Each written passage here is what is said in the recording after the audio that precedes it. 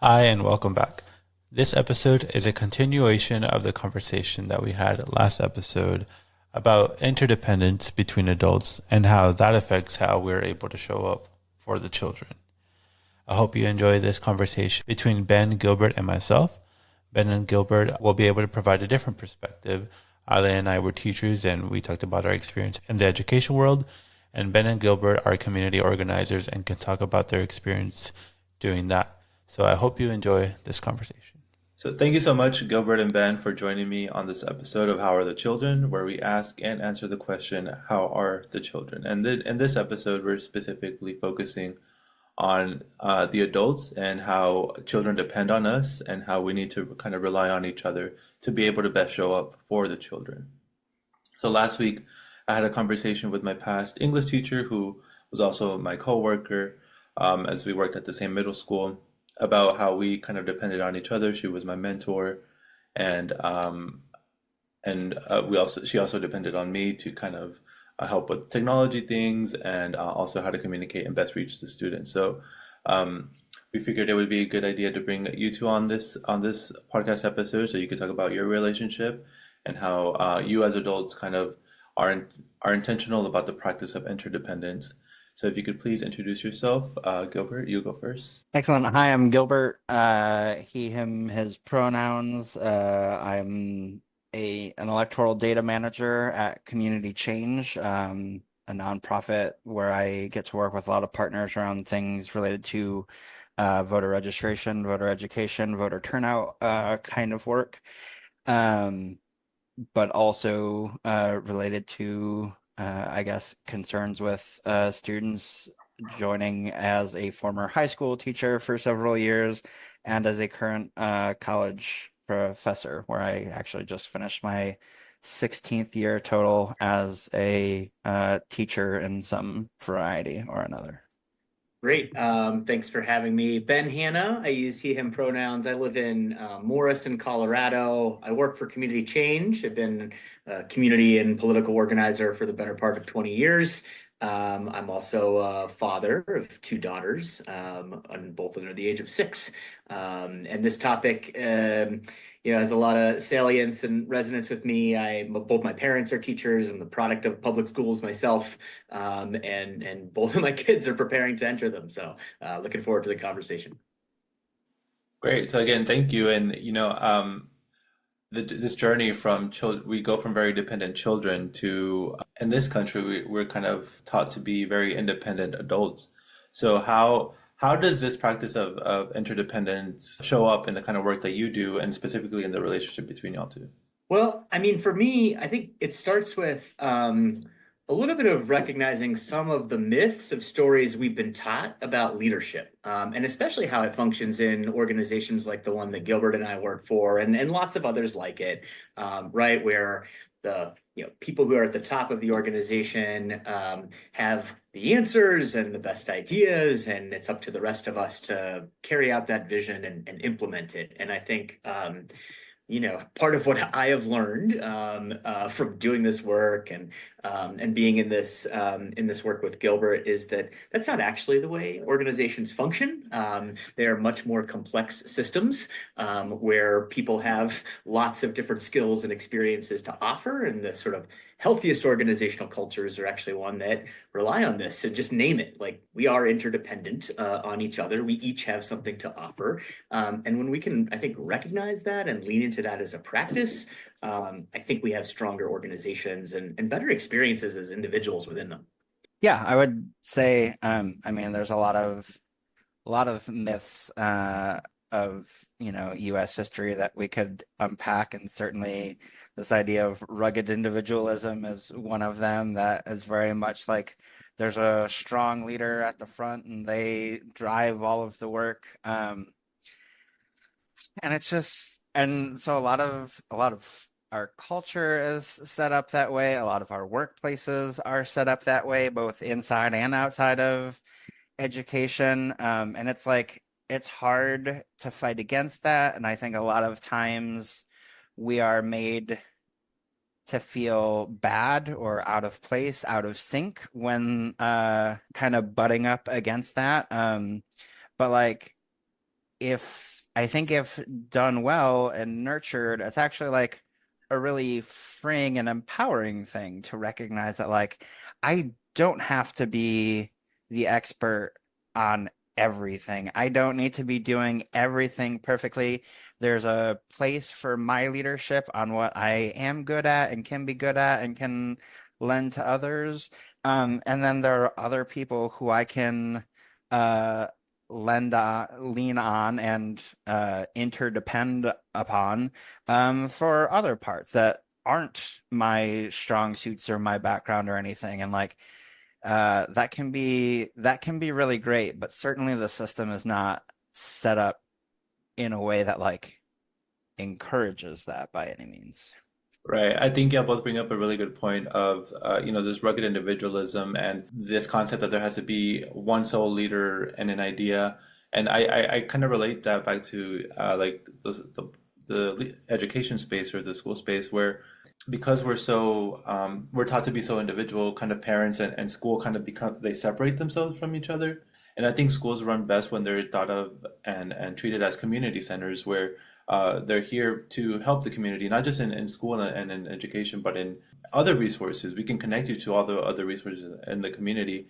And in order for that to happen, also, there has to be that element of trust, like you said, the trust that the educators know what they're doing and are going to be fighting for what's best for the students, and also the educators trusting the parents that they're also kind of on the same page and we all have the same goal. Why do you think it is important in this moment for us to kind of rely a lot of interdependence? I mean, I would say right now we are at a time in history and in our society and our politics where like it we need other people. Like we have been going through this pandemic experience for a very long time, and I think part of what made the pandemic so hard, not only in terms of like safety and health and the scariness of this, is also the fact that like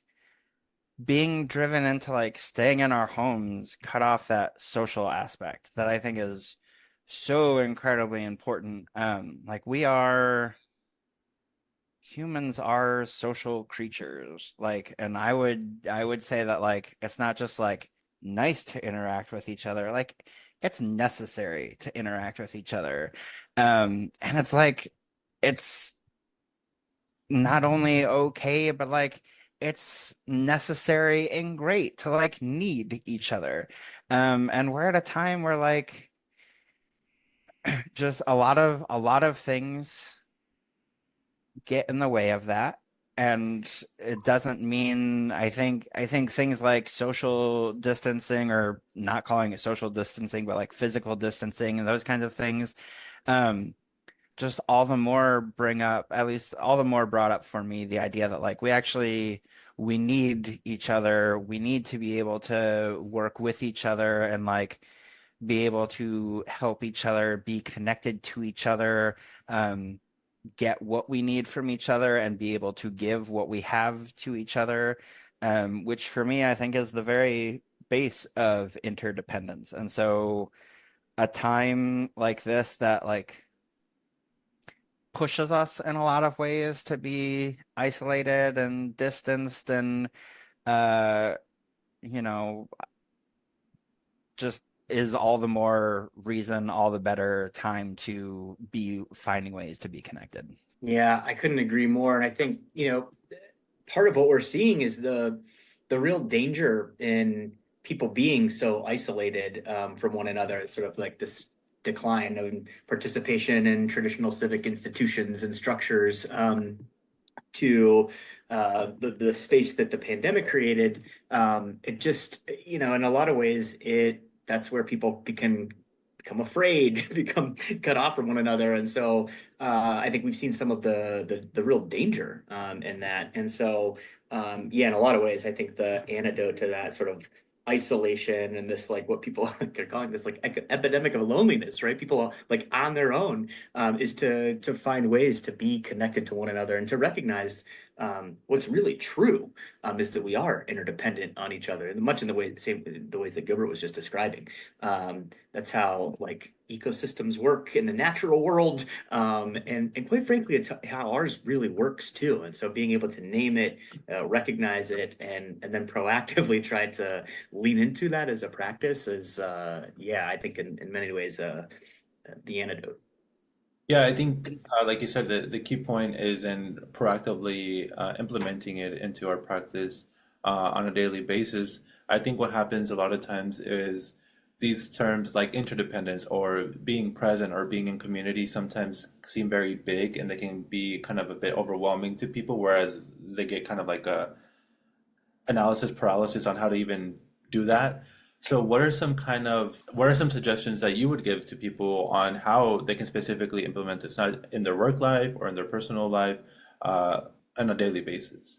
Well, as an organizer, the one-on-one is sort of the foundational way that one builds and maintains relationships. And so for myself, like I will one practice, especially if I notice myself shrinking into myself or into my own thinking or my circle getting smaller, is that I'll make a list of people to connect with and or reconnect with, and so and then that becomes a sort of ongoing practice of building and maintaining relationships. Is like it requires me making a list and then reaching out to people, and sometimes with like a reason, and sometimes just because I want to be able to have that person on my list and in my network of relationships. And so an ongoing practice of one-on-ones, just setting up regular and recurring conversations with people that I know and trust and want to be in relationship with, and work and my family and my friend networks.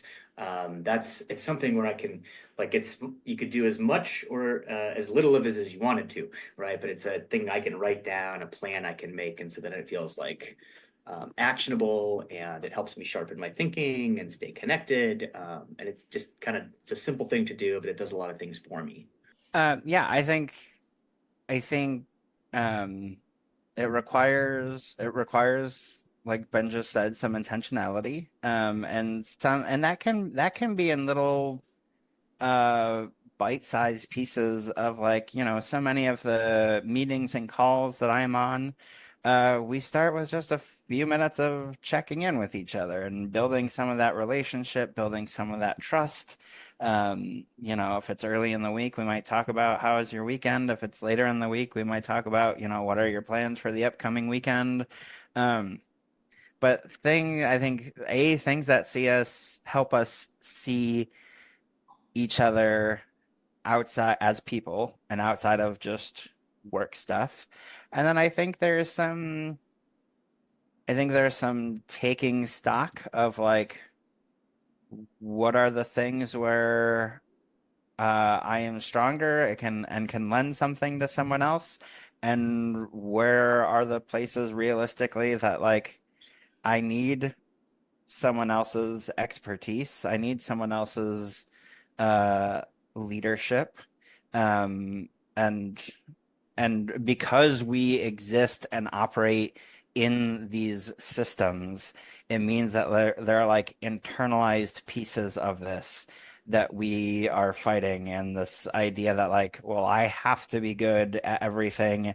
I have to, um, I mean, something like the phrase fake it till you make it. Like, I have to at least pretend that I am an expert on this, and then I need to, like, fill that fault of mine, that gap that exists as a flaw in myself, to say, like, oh, this is something, like, I've seen this person do this and they do it really well, so, like, let me ask for help, let me ask someone for their leadership, for their time. And, like, I think some of this just comes with the practice of asking, and, like, getting used to, getting comfortable with that idea of saying, like, hey, I need help. I need someone else. I need your leadership. Can I have some of your time?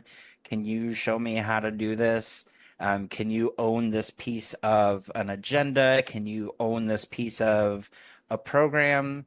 And I get Like it's hard. It's certainly hard at first, but like we get used to it. And then again, for me, it goes back to the idea of like, how wonderful does it feel once like I don't have to pretend like I know everything and can do everything and can invite other people in to help and can lean on other people and let other people shine where they shine. And like I think things work better for everyone when we get to that point. But we're certainly fighting outside expectations and internalized expectations along the way.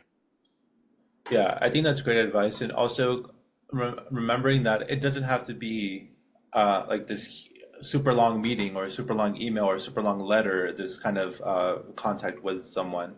It can be a quick note, a quick like text or a quick email. Like I think one just in the space of education, like if you go to a meeting or a conference or anything like that, um, just send a follow-up email right away because I quickly forget things. So as soon as you exit the meeting, just send a quick note like, "Hey, I appreciate what you said.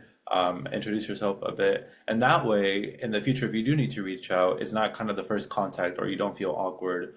And if you get in that habit of kind of reaching out, you'll do it more and more and more. It's just about kind of just diving deep into it, and then the emails will turn into face-to-face conversations. And I think that's just a good way to one, build your network, get into the practice of reaching out to people. Because I know definitely, like, I know that it is a thing that it is, like, people are kind of scared to ask questions or to ask favors, or the fear of being rejected. But just the kind of that continuous practice is definitely good. I want to thank both of you so much for joining me on this conversation and speaking to me about this intentional practice of interdependence as adults so that we can support each other and remember that everyone's goal is to show up the best that we can for our children and support them in all their endeavors. So thank you so much.